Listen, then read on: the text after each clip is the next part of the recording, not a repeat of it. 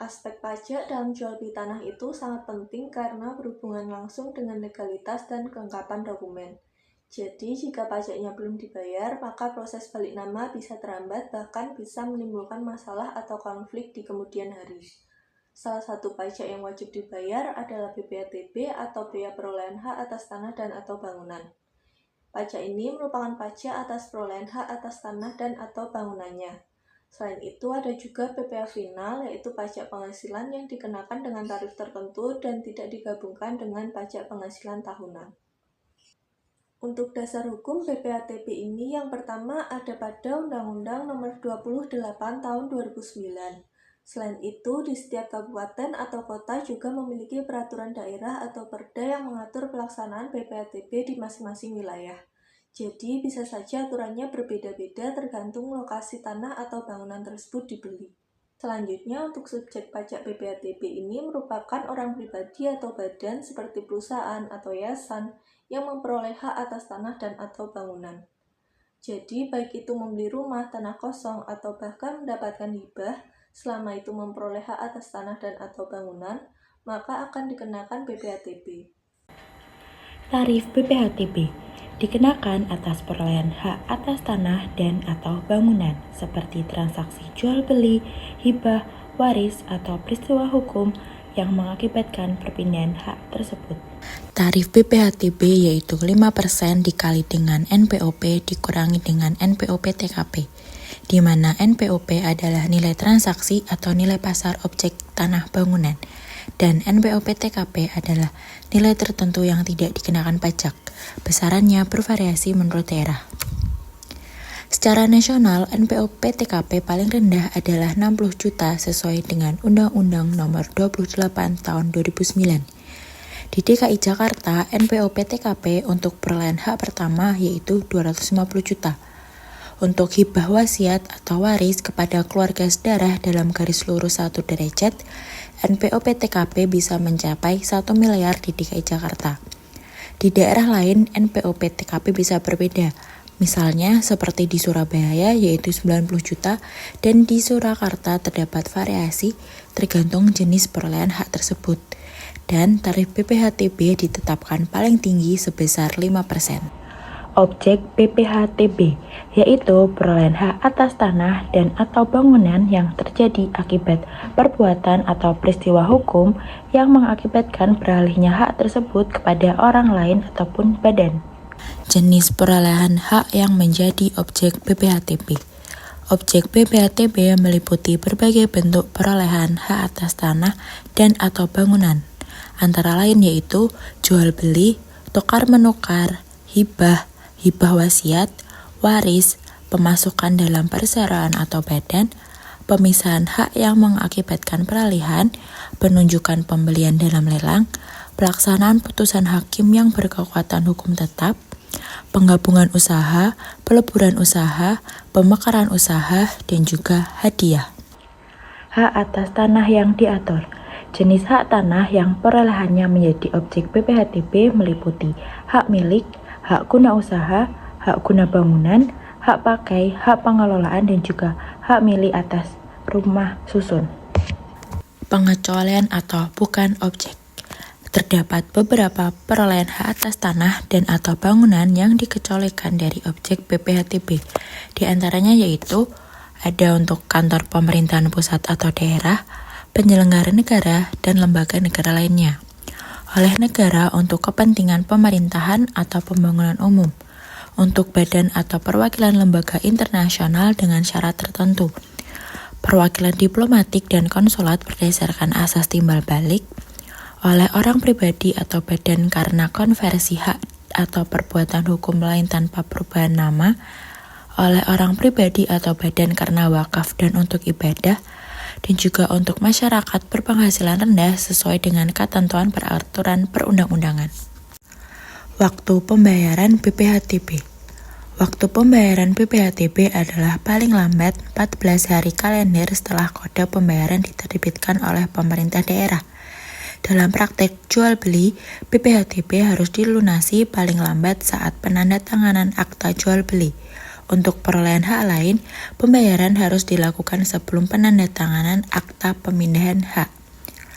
Pejabat pembuat akta tanah atau PPAT ataupun notaris wajib meminta bukti pembayaran BPHTB sebelum mendatangani akta pemindahan hak. Jika tidak, dapat dikenakan sanksi administratif berupa denda. Untuk transaksi lelang, BPHTB terutang sejak tanggal penandatanganan pelelang dan harus dibayar pada waktu tersebut sebelum risalah lelang ditandatangani. Dan yang terakhir, jika pembayaran terlambat ataupun kurang bayar, wajib pajak dikenakan denda bunga sebesar 1-2% per bulan dengan maksimal 24 bulan. Berikut adalah syarat mengurus BPHTB secara umum atau untuk jual beli atau hibah tanah bangunan.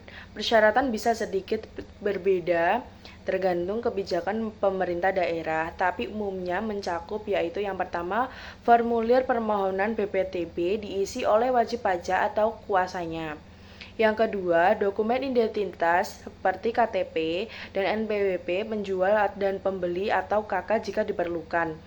Yang ketiga, dokumen objek pajak seperti sertifikat tanah atau bukti kepemilikan sah, surat perjanjian jual beli atau akta hibah warisan, SPPT PBB tahun terakhir, dan bukti lunas PBB.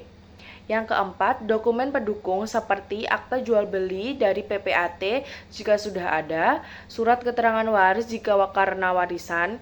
Yang kelima, nomor objek pajak atau NOP yang diperoleh dari SPPT PBB.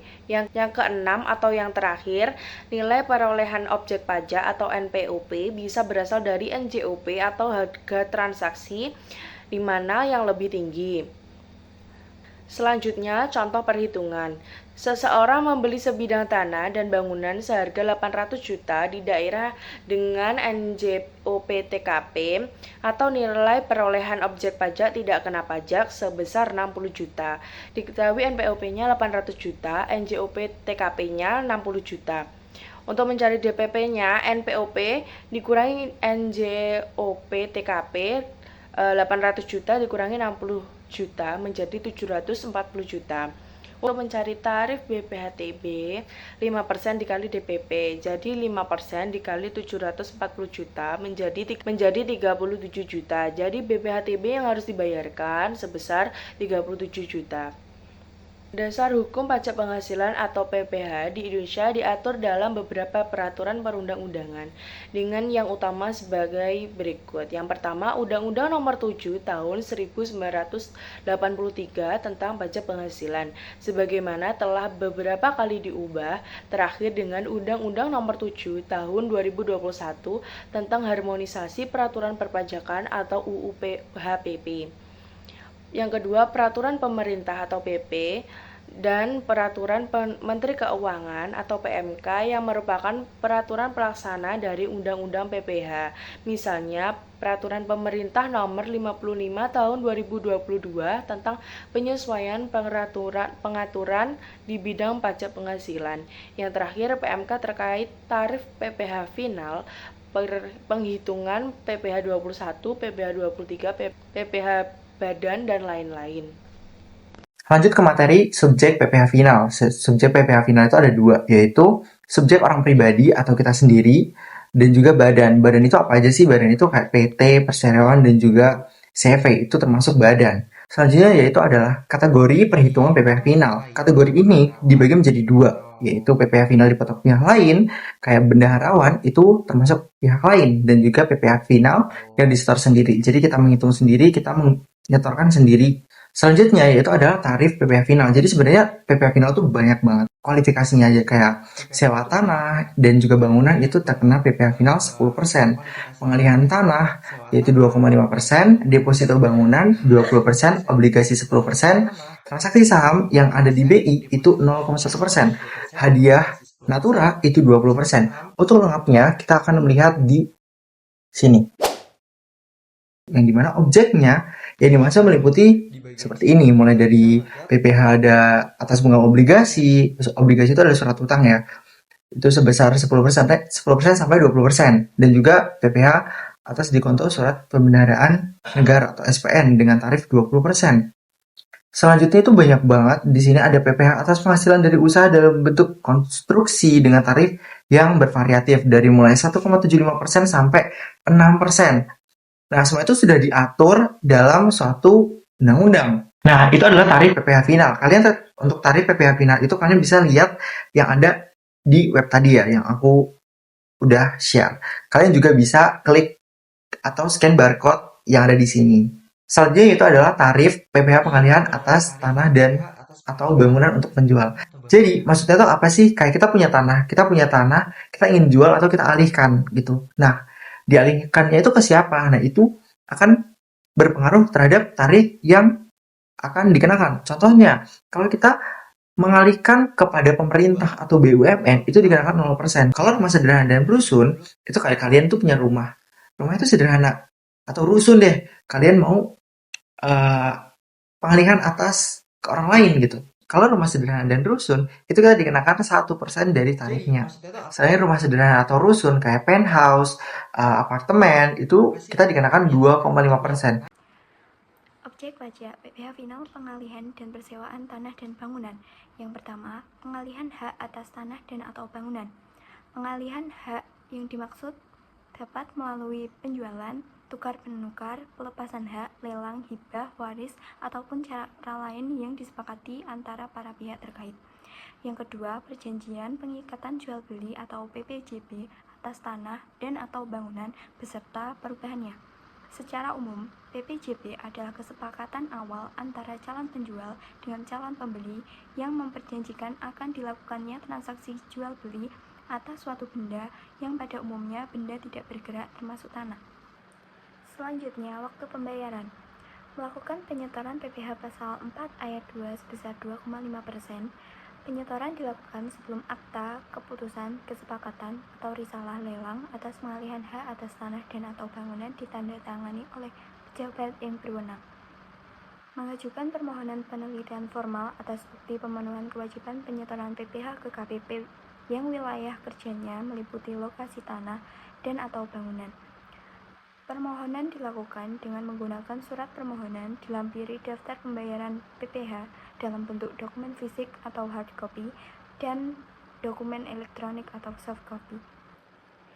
Mengambil sendiri surat keterangan penelitian formal bukti pemenuhan kewajiban penyetoran PPh atau surat pemberitahuan permohonan penelitian tidak lengkap dan atau tidak sesuai di KPP yang wilayah kerjanya meliputi lokasi tanah dan atau bangunan dalam jangka waktu yang pertama paling lama 3 hari kerja jika jumlah bukti pembayaran dalam daftar pembayaran pajak penghasilan paling banyak 10 buah. Yang kedua, paling lama 10 hari kerja jika jumlah bukti pembayaran dalam daftar pembayaran pajak penghasilan lebih dari 10 buah. Contoh perhitungan. PT Widya Propertindo menjual 1 unit rumah kepada Ibu Dian seharga 580 juta rupiah. Ibu Dian membayar uang muka sebesar 100 juta pada tanggal 21 Agustus 2022 dan selisihnya akan diangsur sebesar 40 juta sebulan selama 1 tahun ke depan yang dibayar setiap tanggal 25 mulai bulan September 2022. Atas transaksi ini, meskipun belum dilakukan penandatanganan akte jual beli, tetap terutang PPh final sebesar 2,5% pada saat diterimanya uang muka atau angsuran sebagai berikut. Tanggal 21 Agustus 2022 dilakukan pembayaran uang muka dengan total 100 juta rupiah dengan tarif 2,5%. Jadi PPh terutangnya 2.500.000 rupiah.